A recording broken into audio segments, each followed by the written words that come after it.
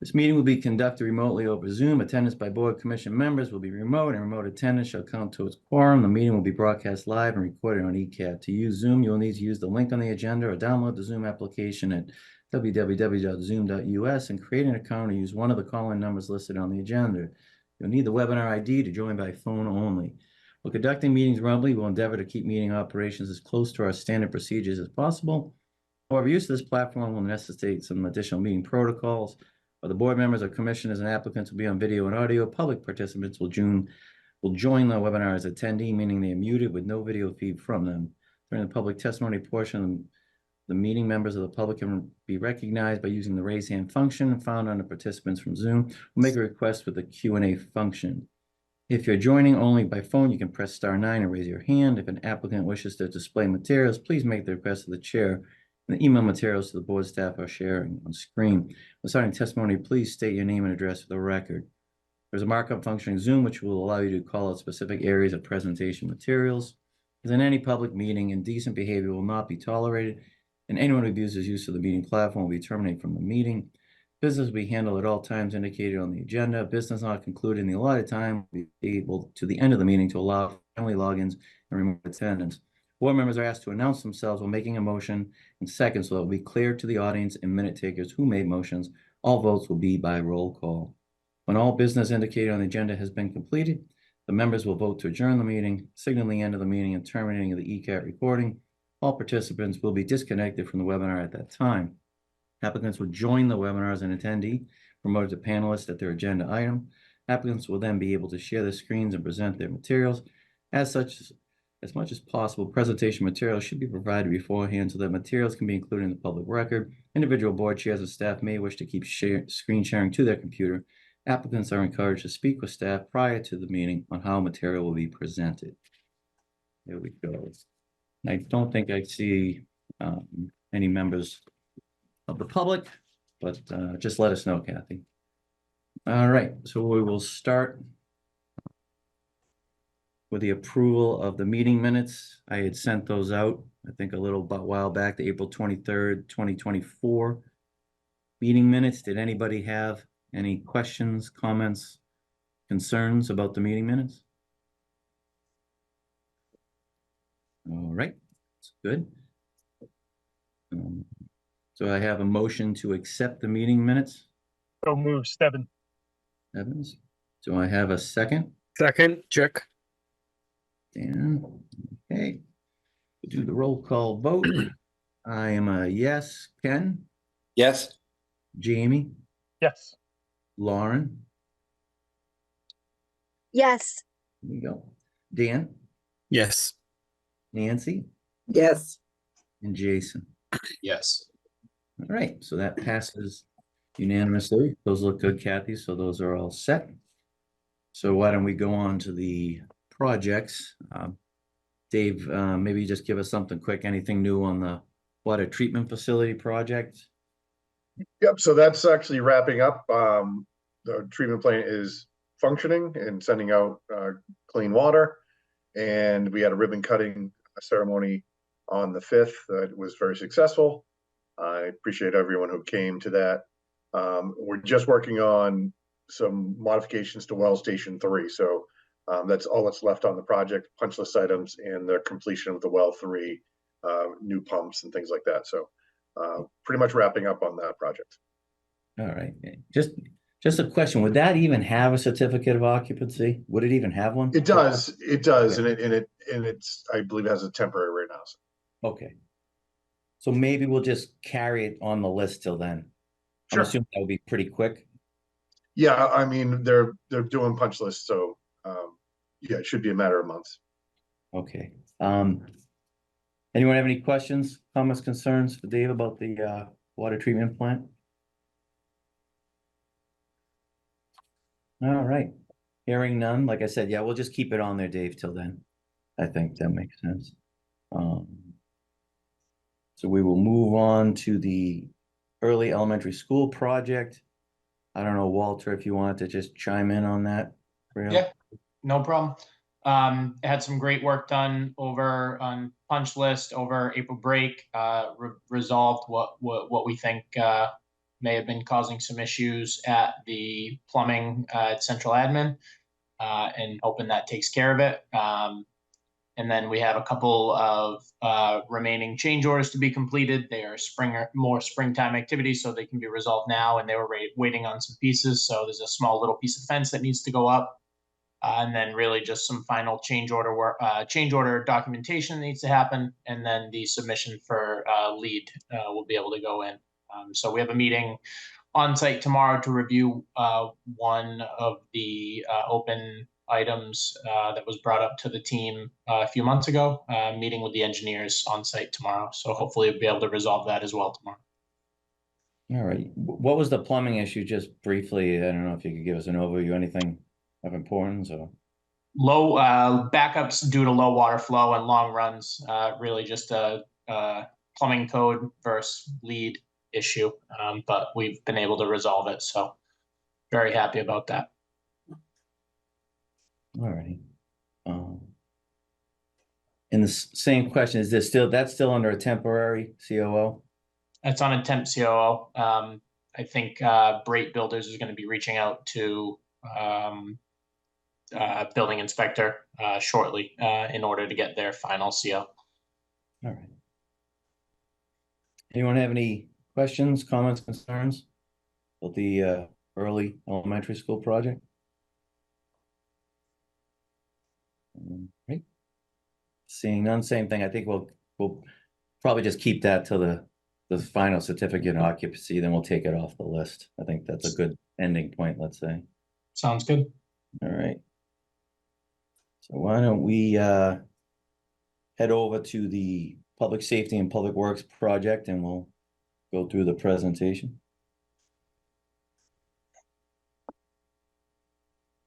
All right. Before I hand it over to Greg, I'll run through a quick agenda update. Greg, if you want to jump to that slide.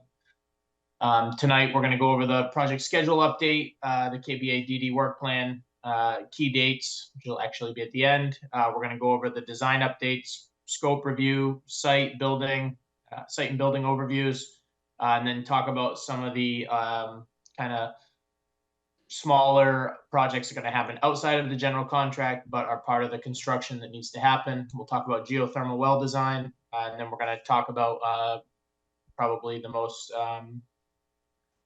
pressing, not pressing, because it's pretty much good news, but cost estimate reconciliation review, add alternate discussion. We're actually not going to have any value management discussion because we feel that the project's in a good place, and we'll see that in the slides upcoming. So next slide, Greg.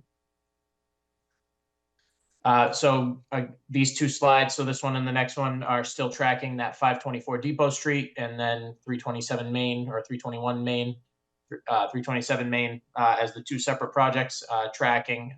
We do have information we'll be sharing with the building committee tonight. Estimators were able to give us some information on how they feel that bidding process would look as those two types of projects. So at some point in the future, or I'm sorry, at our next building committee meeting, we'll be looking to have that final vote. That'll be part of the final decision at the 29th meeting.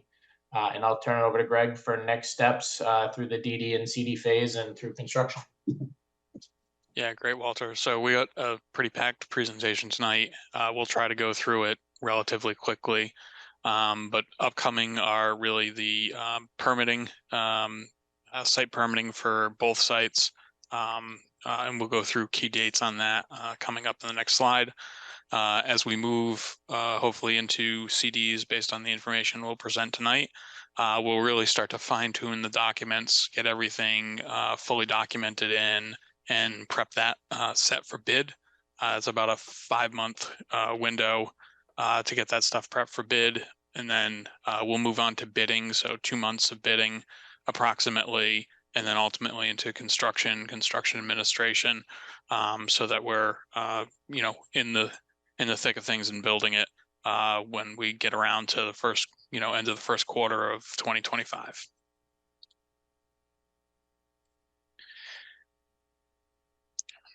So we've gone through a very similar slide before, right? The DD process was really to go back, validate what we'd done in the study and schematic design, really start to flesh out that design and then document it. And this last step that we've been in for the last couple weeks has been estimating. So designer estimate. So my consultant working for us, AM Fogarty, the collaborative estimate, PM&C working for PMA. Try to say that 3 times fast. And then the 2 estimators come together with both the OPM and design team for what turned out to be, guys, I think it was a 10-hour reconciliation to make sure that the scope is clear. Anything that we're carrying in the number is what it's intended to be. And we can confidently come back to you and say that we're reconciled. So the estimators are within a reasonable difference from each other. And ultimately here that we're on budget based on those estimates. And so we really won't need to go through much value engineering. But there are some details to that we'd like to go through tonight, and we'll go through those now. So just again, overall project scope is the same. We've been through this a number of times. Square footage remained roughly the same. Sites, the developed area and the sites remain the same. No major changes there. We will get into permitting. So there have been a couple tweaks in the permitting schedule, but no real impact on the overall project schedule. So this is as we get into finalizing the design, knowing now, and we've kind of, spoiled it a little bit, that we're on budget. We can really start to fine tune those dates for conservation filing. So notice of intent is the conservation filing. Work through those dates with the anticipated hearings, and then ultimately the anticipated date for the order of conditions. Again, we do have some float in these schedule items, so they don't have to be exact, but these are what we're targeting, and we're pretty confident we'll be able to get to that point reasonably close to these dates. Planning, again, we will have to go just to planning for a planning board approval. Generally around stormwater.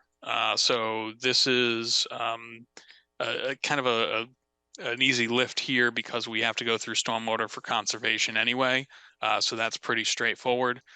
Given that the zone for this parcel doesn't have height restrictions or setbacks necessarily, we don't have to go for any of those, but we do have to go for the normal planning review. So planning and zoning board, but no ZBA in this case.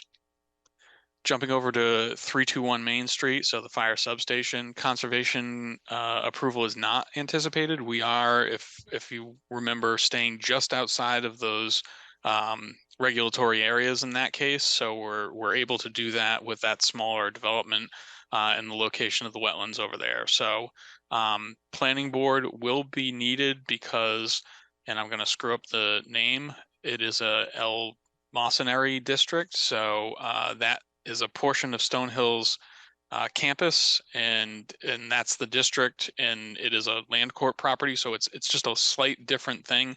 All development on that that zone is required to go for special permit through planning and zoning. So again, no ZBA, but special permit through planning and zoning. So just overview, you've seen this before, of the overall site. So up front, public safety, in the back is DPW.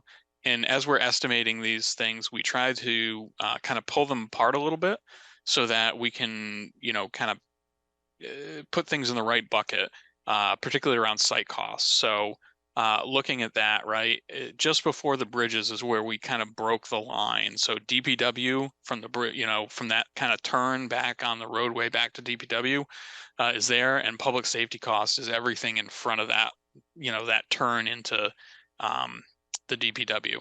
That gets a little bit complicated, but it's pretty straightforward. Everything back behind that turn and roadway back to DPW is attributed to DPW. So again, no big changes here, same basic rendering. We're still working on, flushing out all the design aspects, but this is what was carried in the estimates. I think we're pretty good with the estimates. We have in the appropriate amount of design and estimating contingency to account for the changes that will happen between now and the end of design, as well as the appropriate amount of escalation.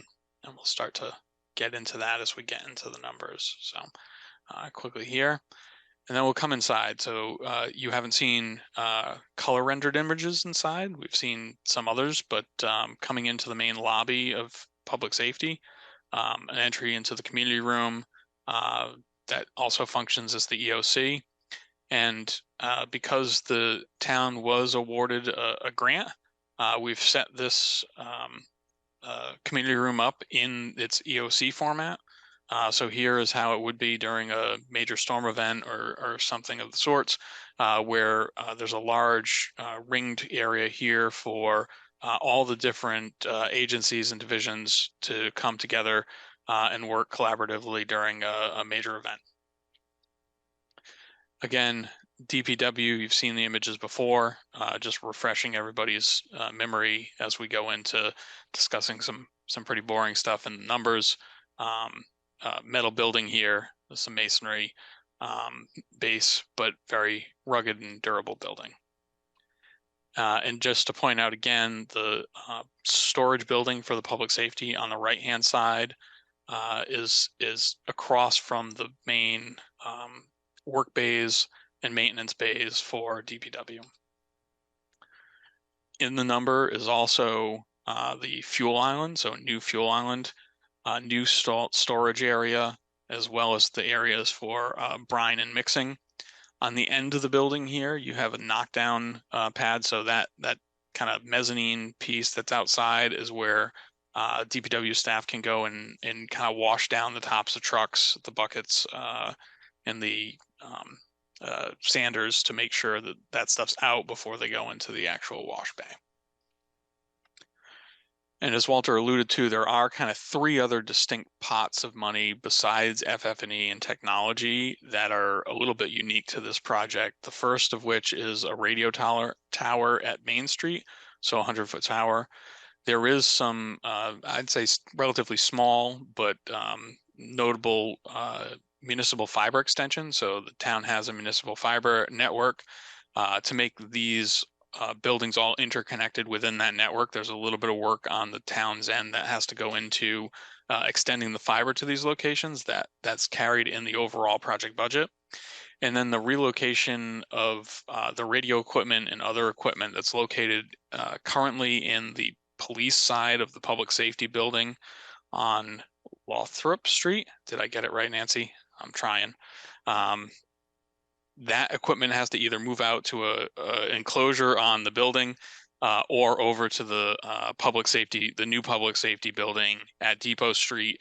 It's a pretty straightforward process, but we've accounted for the budget to do that within the project budget. Geothermal update. So no big geothermal update. We are still refining particularly the DPW total well count, hoping to get frankly all the numbers down a little bit, but DPW has an imbalance, so much more heating load than cooling load. So we're looking for just opportunities to just make that a little bit more efficient and see if there's some opportunities to get that total well count down a little bit, going back through the energy model a number of times, pulling things back and forth and looking at different alternatives for there. So it's still ongoing. Just for making sure that the project can move forward on schedule, we've accounted for that higher well count. So we've been pretty conservative in our well counts there. Hopefully those will come down a little bit as we start to kind of clean that up. And then I'll throw it back to Walter, even though I've stole a little bit of the thunder, and let's talk about the budget. Yep, absolutely. So as Greg mentioned, I was just going to jump in 1 second.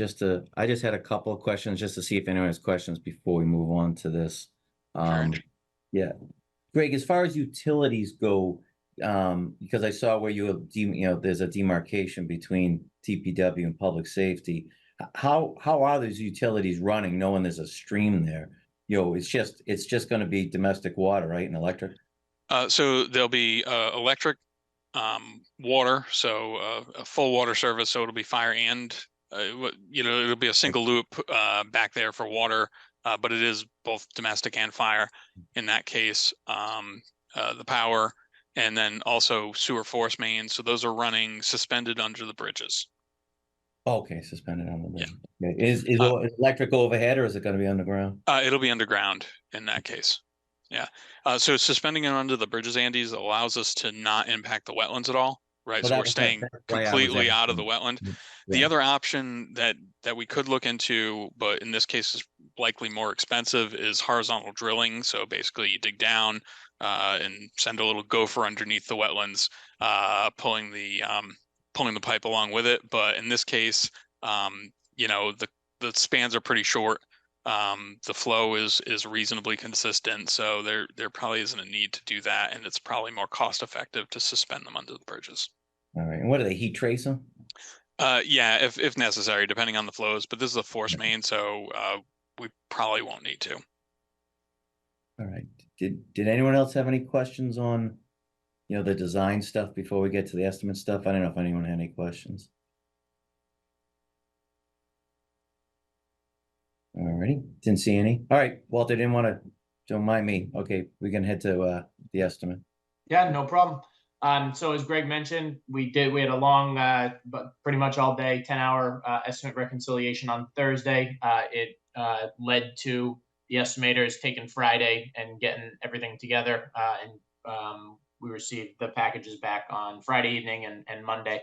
But really what I want to point out, in order to meet the approved total project budget of 150.53 million, the construction cost number needed to be 116.74.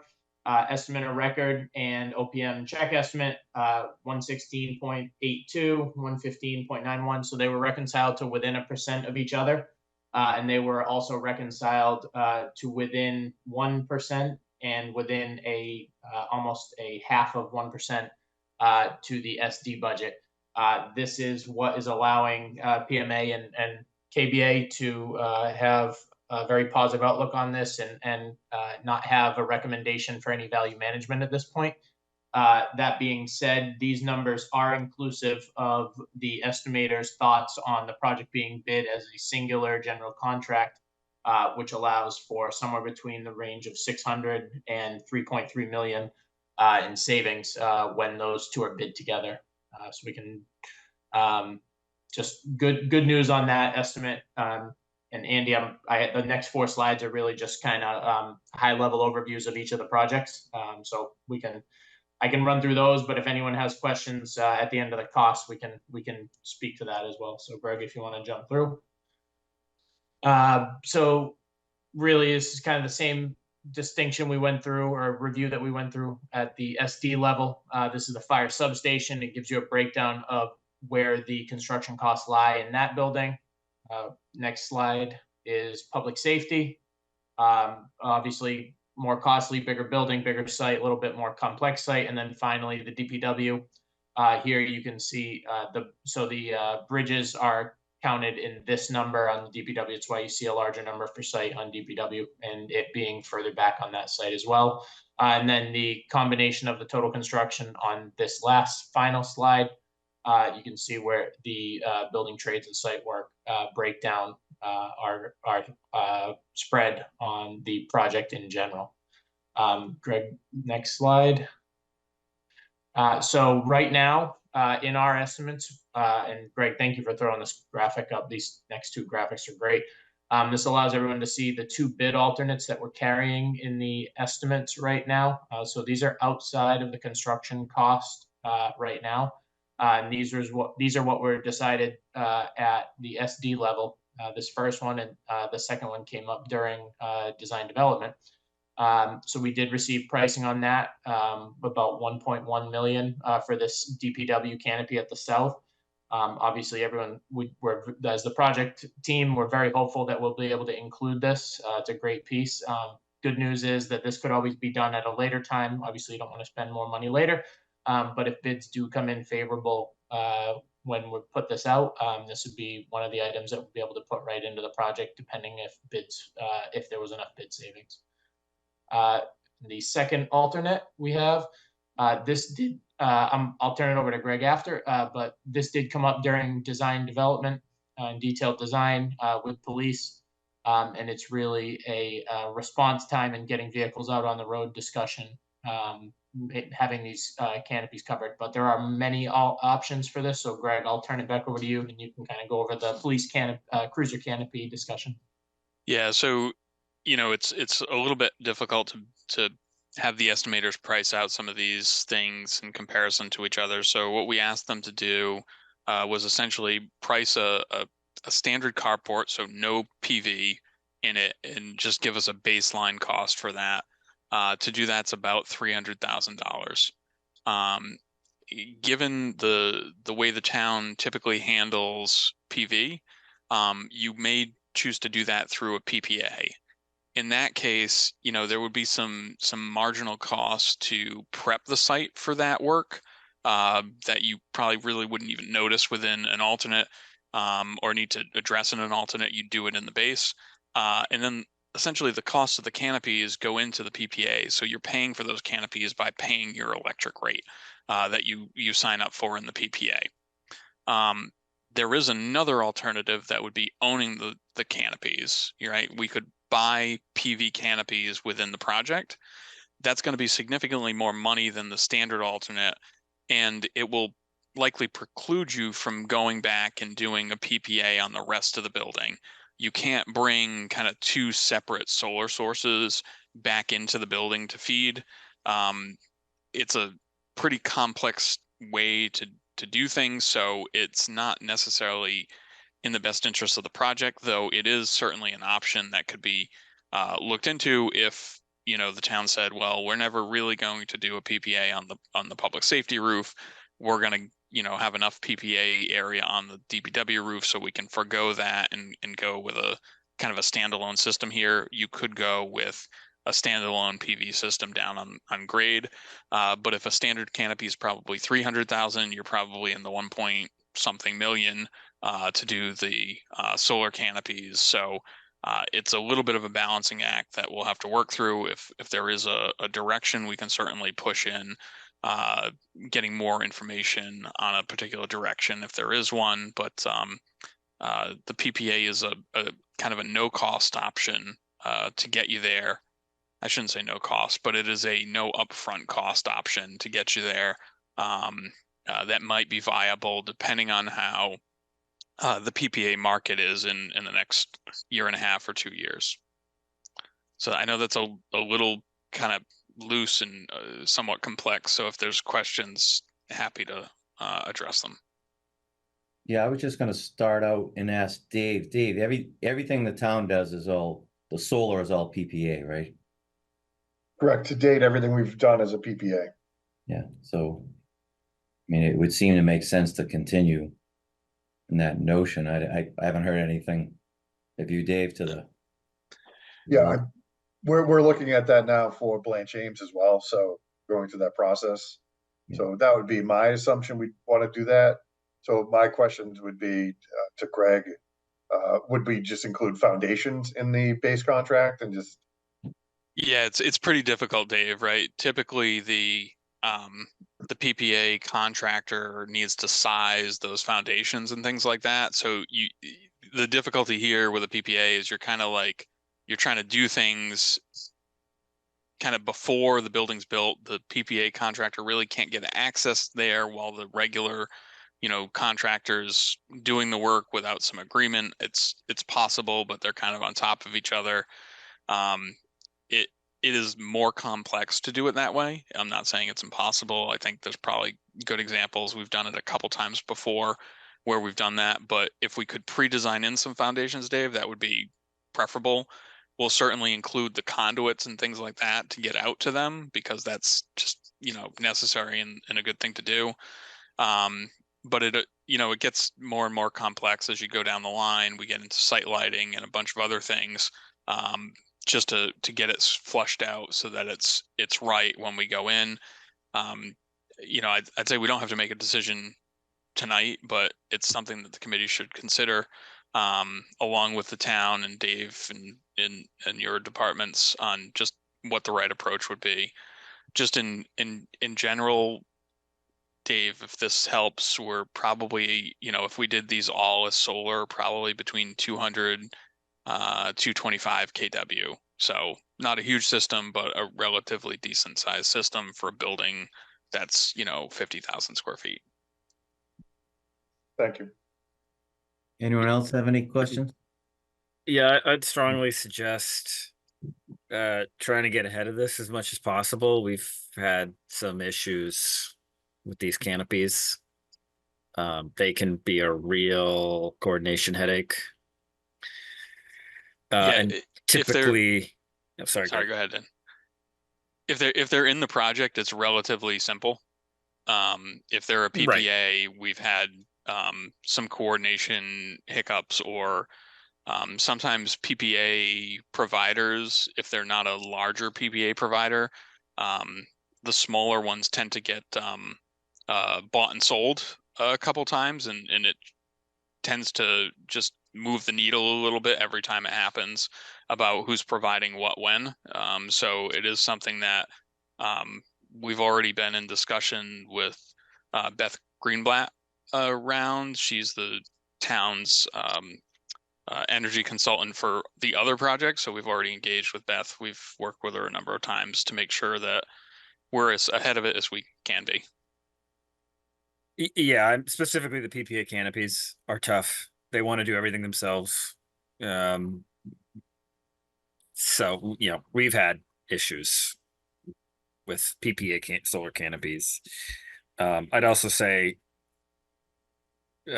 frequently the design team gets pulled in and they don't have the scope, and it kind of becomes an issue. So just flagging it. Yep. No, I been there. Had the I'm same. sure you had have. the same things happen. No, and look, this was a somewhat later request from the PD. I think it's an important thing for their operations. So getting to the right solution is important for us, and we're committed to working toward that. I mean, Yeah. compared to the rest of the buildings, Greg, I mean, let's say, you know, you do the PVs, you know, the arrays on the public safety and the DPW. I assume those are much larger than this, right? As far as how many kW? In terms of like the public safety roof, by the time you get all the equipment on there, you get the walking spaces and things like that, you'll probably end up around the same size. Okay. It's just, in theory, you could do both, right? The gear is sized in order to do more than just these canopies. So if you were to do them as a PPA, you could do the canopies and the roof mounted solar. The roof mounted solar economically is just better, right? Like it's a less expensive cost for the energy because there's just less infrastructure involved in putting it on. That said, right, the cost of energy for the canopies really isn't a fair comparison, because you want the canopies for the canopies, not necessarily for the solar. The question is just really, what is the most efficient way to do that? How can we pay for it, you know, most economically?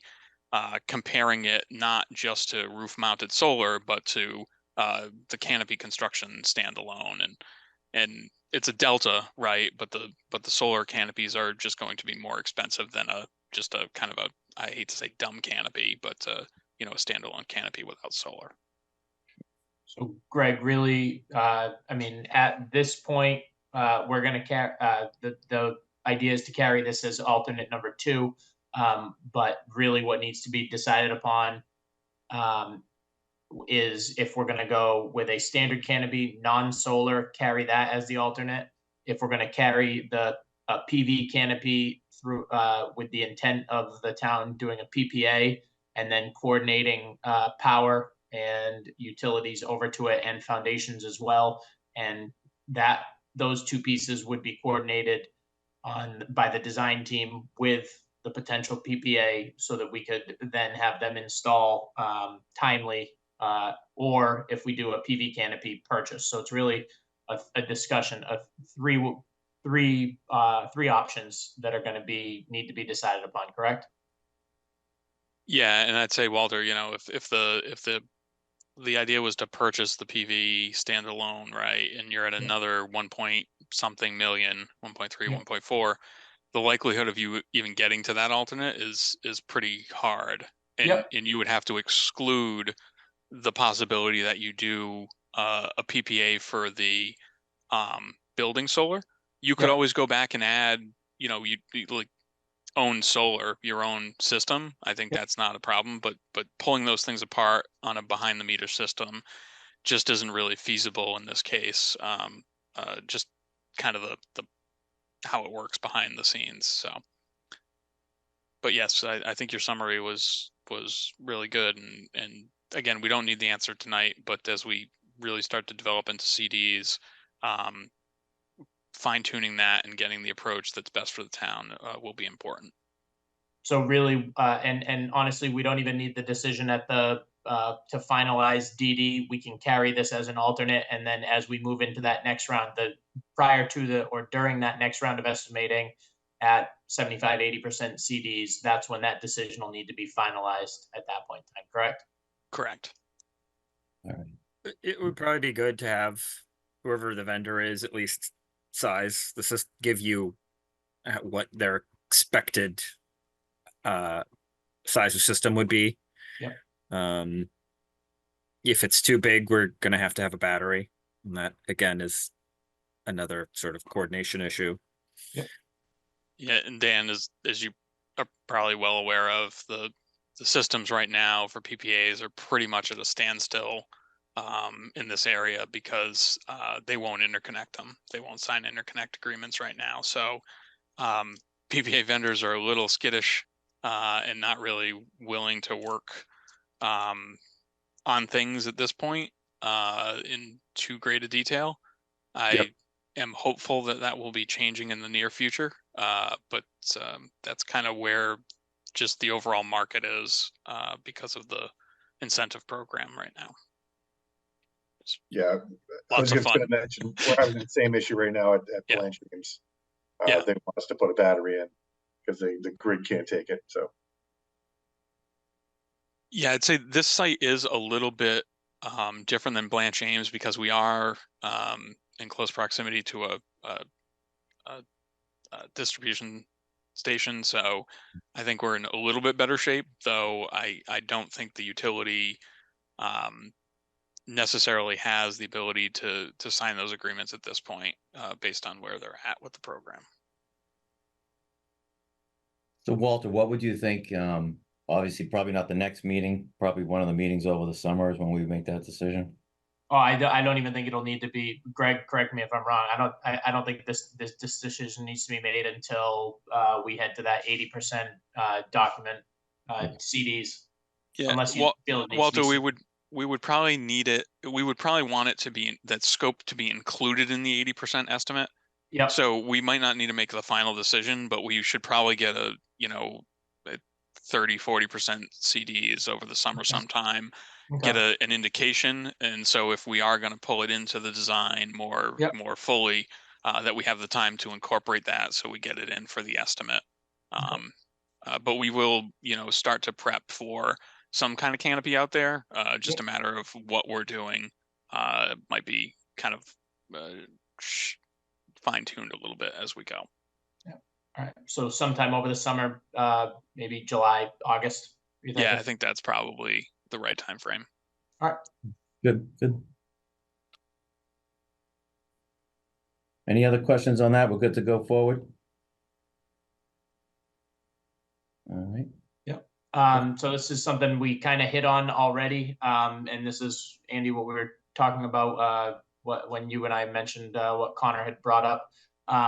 We asked the estimators to carry the two estimates, one as a full project and one as the fire substation broken out with public safety and DPW together. They did have a little bit of a range on it. It was about 600 to 700,000 on one end versus 3 million on the other. Estimators just have two separate ways of looking at this. PMA and KBA both feel very comfortable that the number is somewhere in between those two, not higher, not lower, but there's absolutely a bid savings. And that's what's able to, at this point, make sure that the project is tracking on budget. So very happy with that option.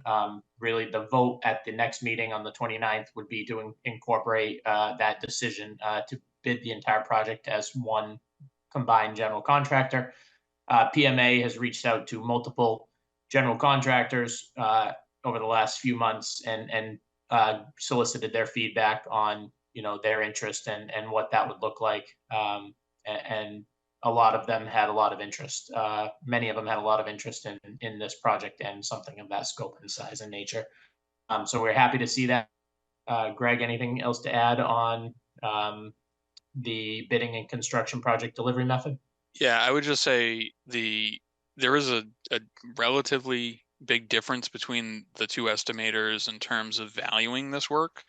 But on the low side, the designer's estimator put a lower value on the savings, but was ultimately higher on the was lower on the overall cost. The OPM's estimator was a little bit higher on the cost, but had a much bigger deduction for this savings. And so what you see is, even though they were slightly different when they were considering all projects separately, as they considered them all together, that really brought them much closer in line based on the savings. And what that tends to look at is the competitiveness of contractors and they're kind of carrying an upfront cost, even though they're done by percentage. They're just factoring in that stuff differently throughout the cost. So what you end up with is two numbers that are really very close together without, and that was kind of prior to the reconciliation. As you can see, we weren't able to reconcile necessarily the savings. They pretty much stuck to their guns on the savings, and everything else was reconciled within 5% or so. Yep, absolutely. So we would vote on this. It really, we can vote on it separately if the group feels need to. But the way that the estimates are lined up right now, this is inclusive of that. So the vote to approve the DD package would ultimately be to move forward, carrying this as one combined project. So either way, on the 29th, we can do two separate votes or one combined vote, whatever the committee feels they'd like to do. Yeah, we can do a separate vote. We can have discussion at that point too, just some discussion. All right. And that's really everything we had through DD. Obviously, we'll update this for our next meeting to bring us through the next phase of CDs. But the 29th, I apologize. I updated everyone's calendar invite to adjust to that 29th date. I had forgotten that we had moved it to the 29th. But we have that meeting scheduled 2 weeks and 1 day from now. And then the only other piece of information we have is that over the next day or so, please keep an eye on your inbox. PMA or KBA will be providing a link to download the full draft detailed design package for anyone on the committee who would like to review that over the next 2 weeks. Feel free to reach out to the PMA team or KBA team if you have any questions, or if you'd like to wait till that 29th meeting for any discussion. But I think that is everything I have. Greg, I'll turn it back over to you if you have anything else as well.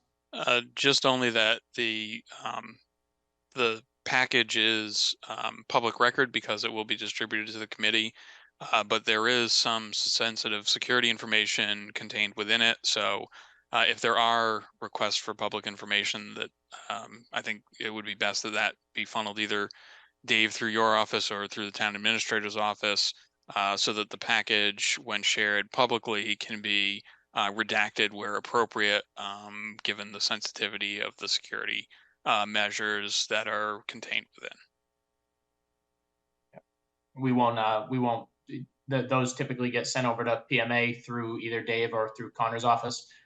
We'll be sure to touch base Greg, with you on what needs to be pulled and what should not be shared. But those, Easton does a pretty good job making sure that the consultants are aware of those requests as well. So the ones that we would get, Walter, they'd be unredacted, so we would not be distributing those to anyone but the group. Yeah, I would definitely not share any of the submission. As long as everyone in the committee is aware of that, that's all. Absolutely. Okay. Turn it back over to Andy if the committee has any questions, happy to answer anything. Yeah, thank you. That was excellent. It's good news. Yeah, no, it was great news. We were very happy after a Yeah. long day on Thursday. Yeah. As we know, it was a very close vote, so I think cost, the town is, the citizens are looking at the cost. So the only thing I was gonna ask is, what do you think, Walter, moving forward after May 29th? Meeting wise, are we talking monthly? You want to stick with monthly meeting type of things moving forward? It'll probably be, Greg, feel free to jump in, but I would say monthly, unless, Greg, you feel differently that maybe you want to push a June meeting to get some information and development into the next meeting. Yeah, I think maybe July, August, September, as opposed to having that June meeting. But Greg, feel free to jump in. Yeah, that's probably fine. And at the next meeting, Andy, we would ask that the committee vote on the proprietary items list that we'll distribute around.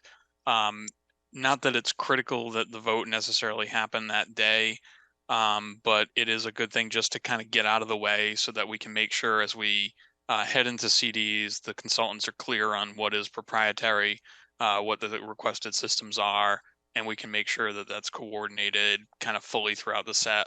We'll share the documents, and I kind of apologize because it's about 700 pages, 690 pages of drawings, a couple thousand pages of specifications. We don't expect everybody to look at them all or read them all, although I think Andy is on track to do that. It's really broken down into sections. So volume 1 contains all of the site for Depot Street. Volume 2 contains the public safety building at Depot Street. Volume 3 is the public works building at Depot Street. And then volume 4 is the complete fire substation package. So we've tried to break it down into digestible pieces, but it is a large project and rightfully so, generates a large set of documents.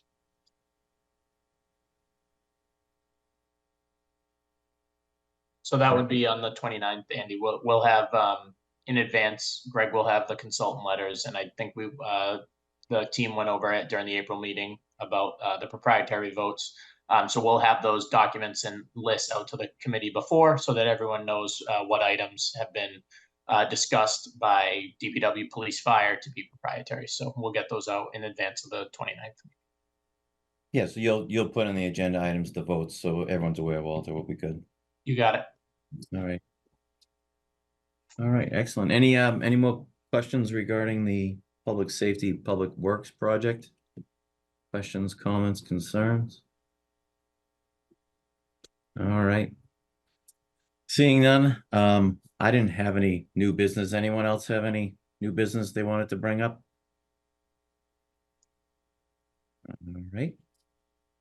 All right, seeing none, I will take a motion to adjourn. So moved, Stebbins. Stebbins. Do I have a second? Carlson. Second is a Carlson. All right. All right.